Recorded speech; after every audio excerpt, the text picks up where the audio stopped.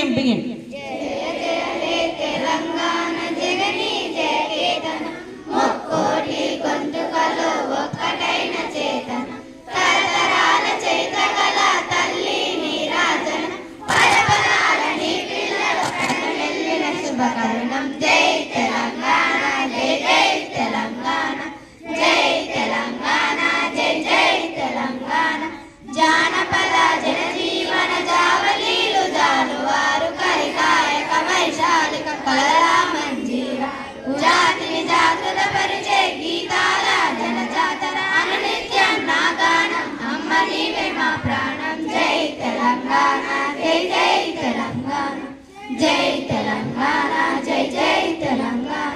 గోదావరి కృష్ణమ్మను తల్లి నిన్ను తలపంగా పచ్చని మా నీళ్ళల్లో పసిసులు పండను శుభశాంతుల తెలంగాణ సుభిక్షంగా ఉండాలి ప్రతిదినమని తెలంగాణ ప్రజల కలలు పండాలి జై తెలంగాణ జై జై తెలంగాణ జై తెలంగాణ జై జై తెలంగాణ भारत मेरा देश है और समाज भारत ही मेरा भाई बहन है मैं अपने देश से प्रेम करता हूँ और इससे रक्त विशाल एवं विविध जनमंडल पर मुझे गर्व है।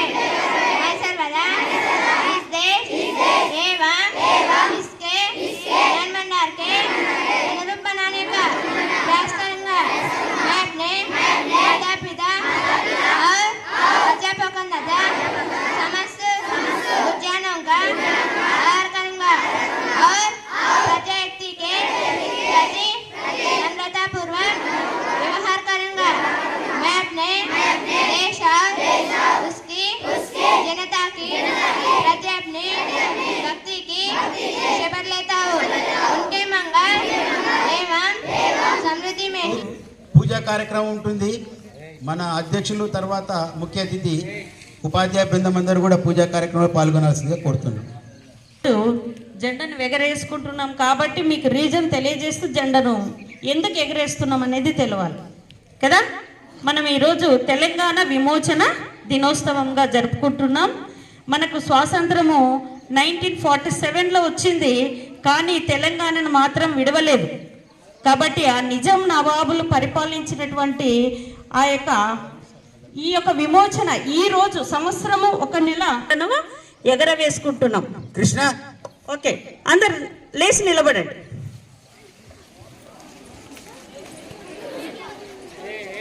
స్టార్ట్।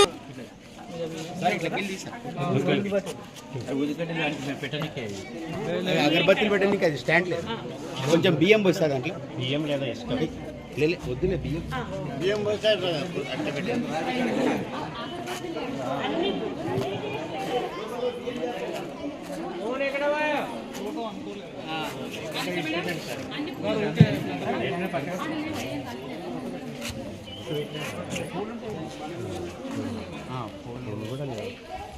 సరేలే madam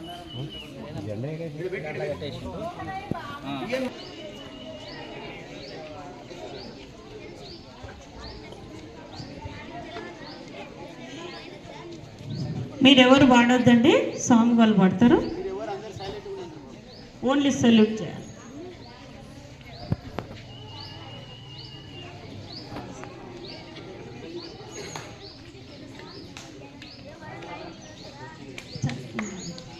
national salute.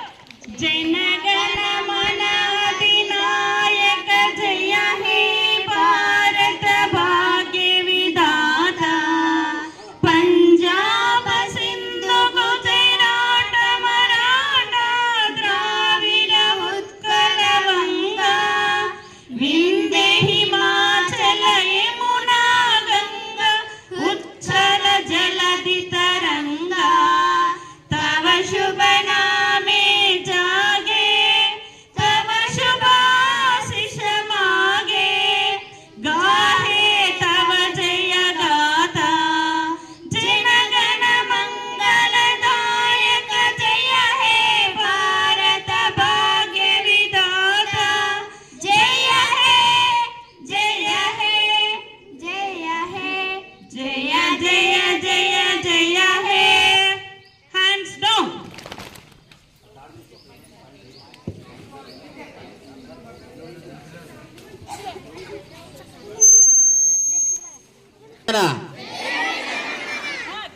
Sardar Vallabhbhai Patel కి, మహాత్మా గాంధీ కి,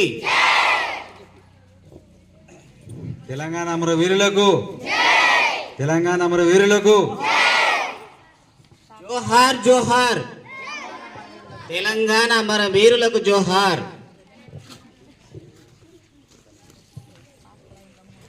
సార్ ఇప్పుడు మనల్ని ఉద్దేశించి మన ప్రధానోపాధ్యాయులు స్వాగతం పలుకుతూ అతిథుల వారికి సందేశం ఇవ్వాల్సిందిగా కోరుతున్నాను. మీరంతా సైలెంట్ గా అలాగనే కూర్చోండి, ఎవరు నోరు విప్పారా.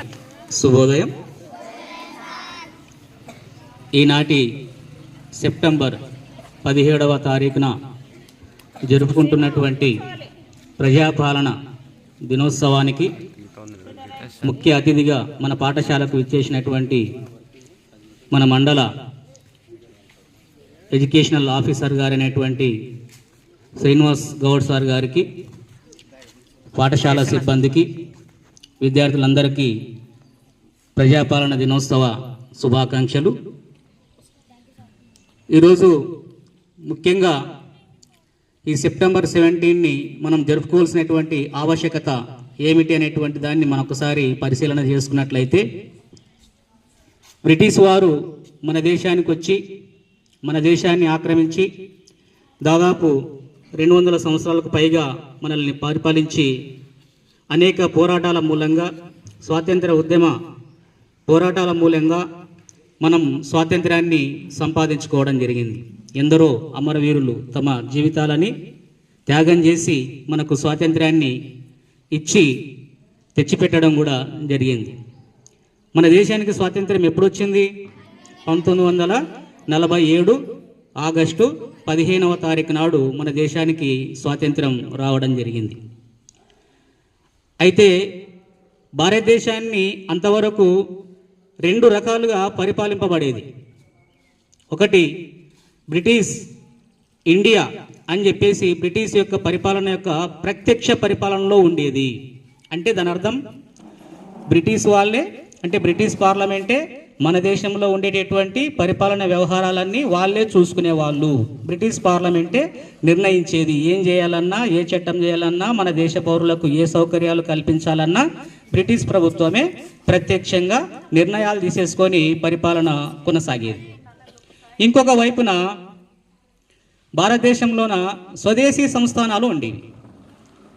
స్వదేశీ సంస్థానాలు అంటే ఇంగ్లీష్లో ప్రిన్స్లీ స్టేట్స్ అంటాం. ఏంటి స్వదేశీ సంస్థానాలు? దాదాపు 562కు పైగా మన భారతదేశంలోన స్వదేశీ సంస్థానాలు అనేటువంటివి ఉండేటివి. ఈ స్వదేశీ సంస్థానాలు అంటే మన దేశంలో ఉన్నటువంటి రాజులే మన దేశంలో వాళ్ళే పరిపాలన చేసేటటువంటి వాళ్ళు.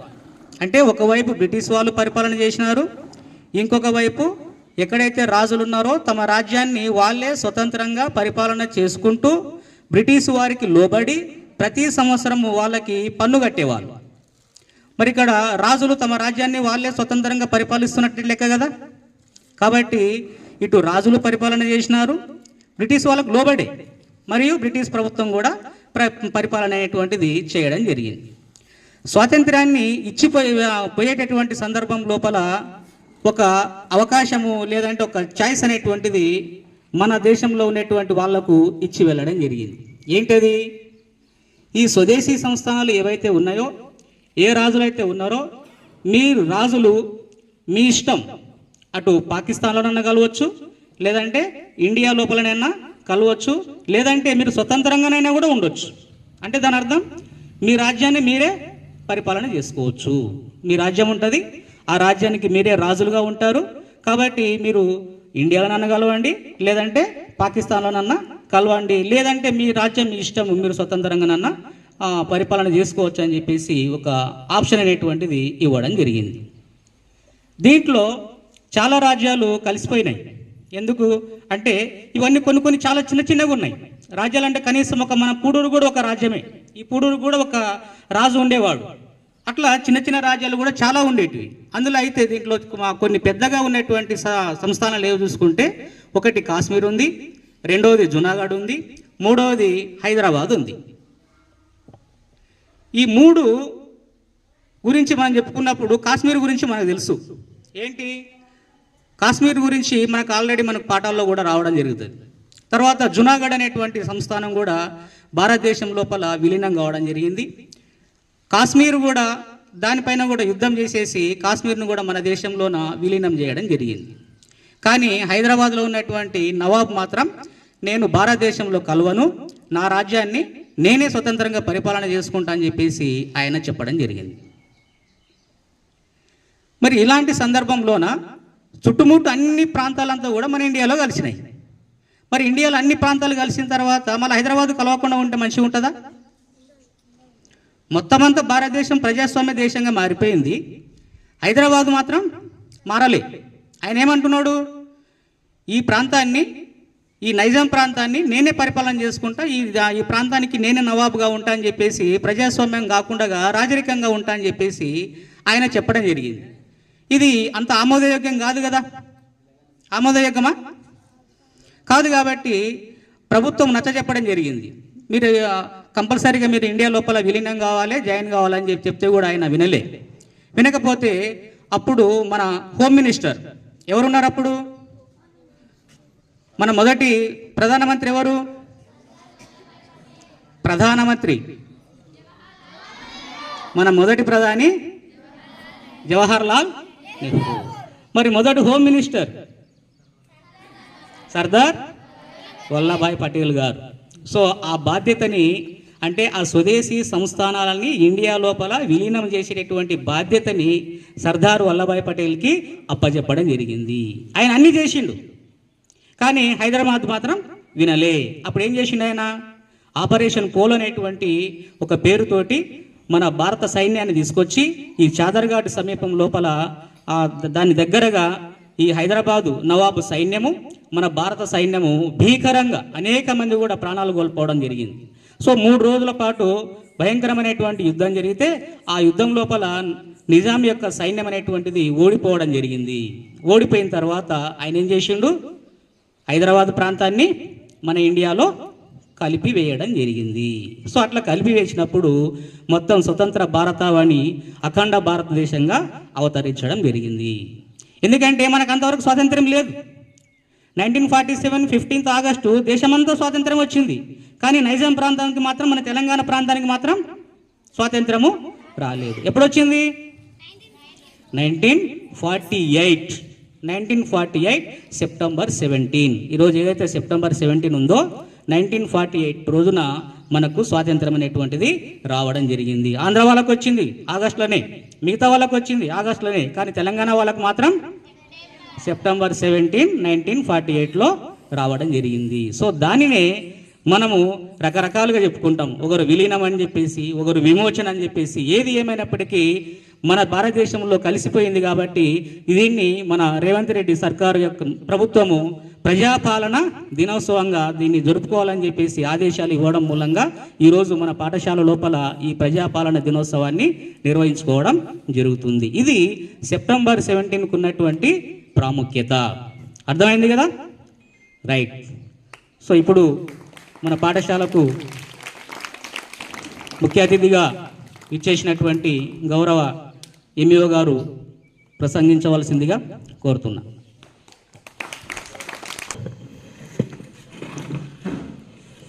ఈరోజు జిల్లా పరిషత్ ఉన్నత పాఠశాల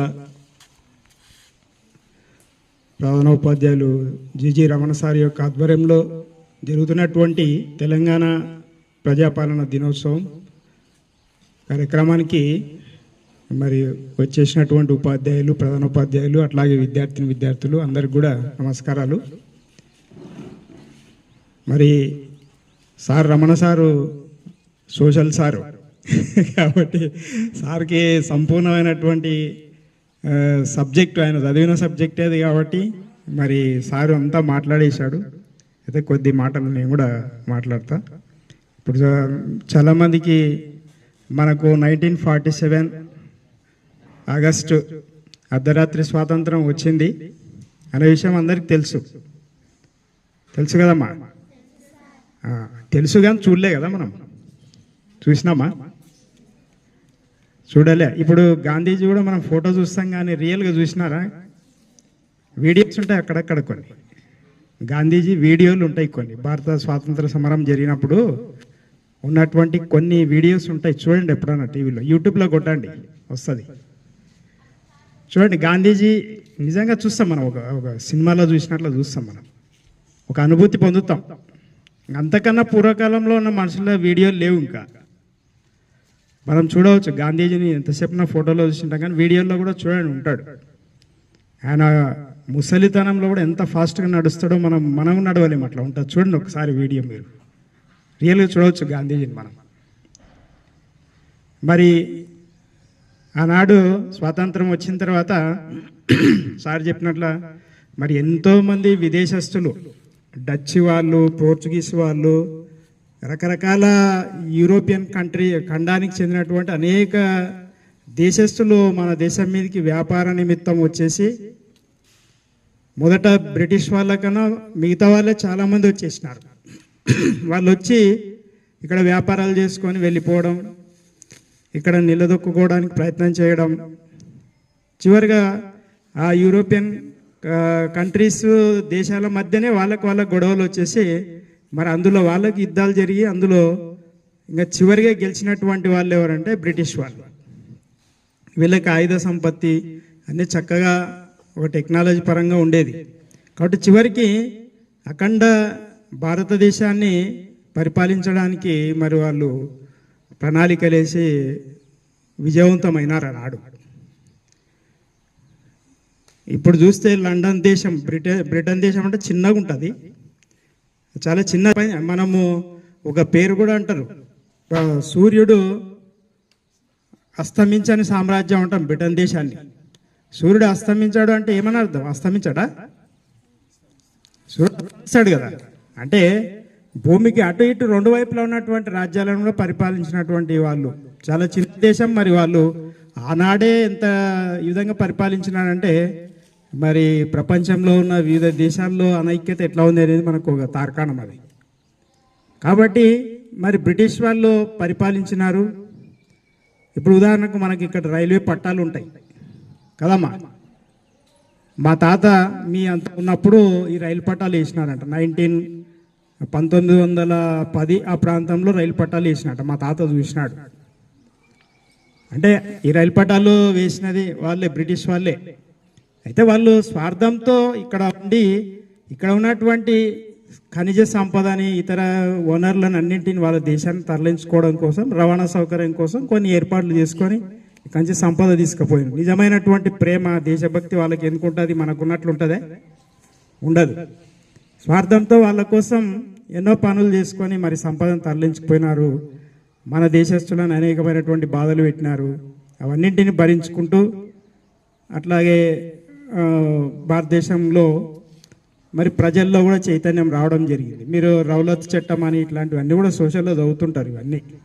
కాబట్టి ఎన్నో రకాలైనటువంటి ఇబ్బందులను ఎదుర్కొని ప్రజలంతా ఐక్యమై మరి స్వాతంత్ర ఉద్యమాలు చేసి ఎన్నో వేలాది మంది తమ జీవితాలను అర్పించినారు దేశం కోసం.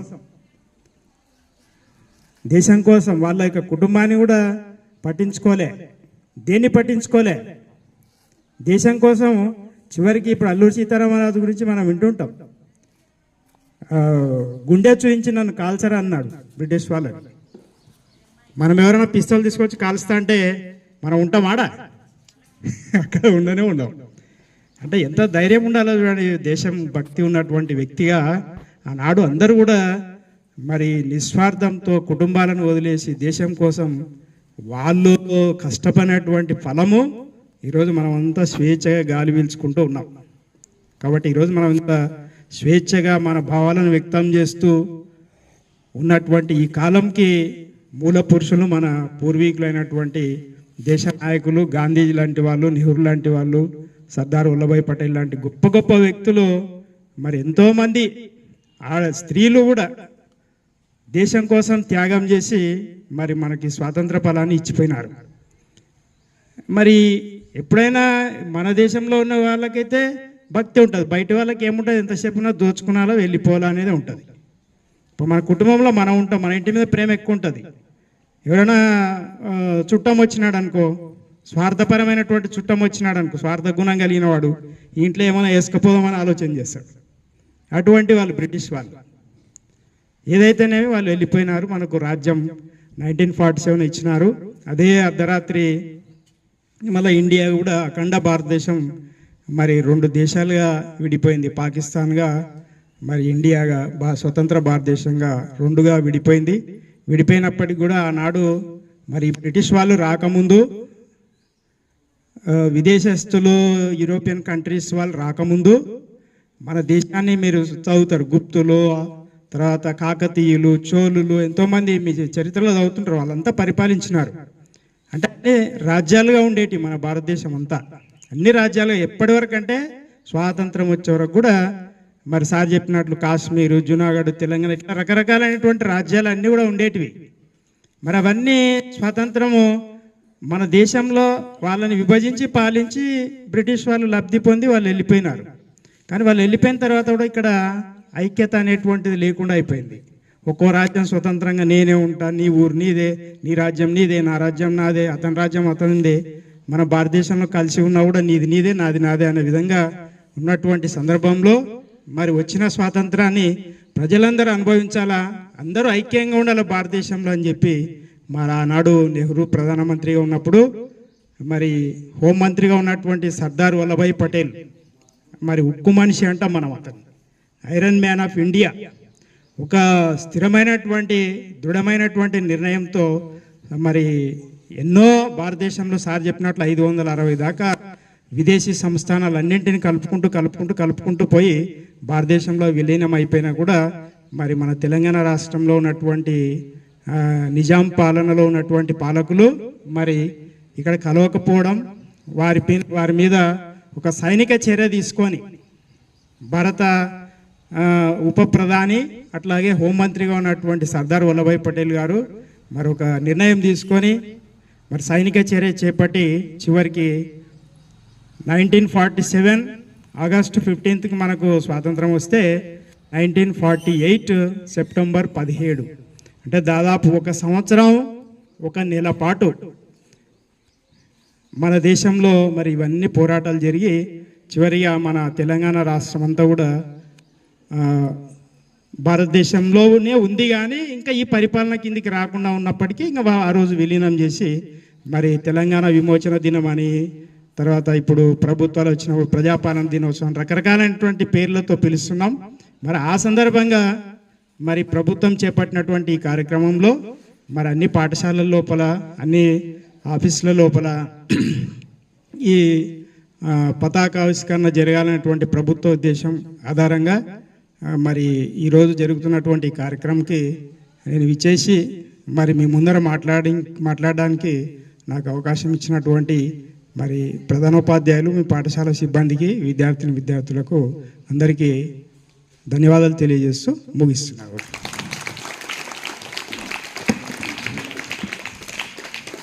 థ్యాంక్ యూ సార్, మీ అమూల్యమైనటువంటి సందేశాన్ని మా విద్యార్థులకు మాకు వినిపించినందుకు. ఓకే,